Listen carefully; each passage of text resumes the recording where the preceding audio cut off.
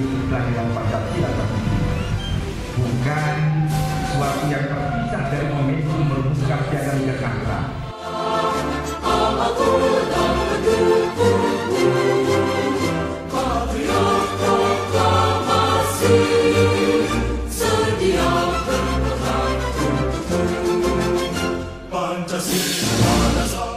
Dan oleh sebab itu, maka penjajahan di atas dunia harus dihapuskan karena tidak sesuai dengan pri kemanusiaan dan pri keadilan dan perjuangan Kita Indonesia, kita Pancasila.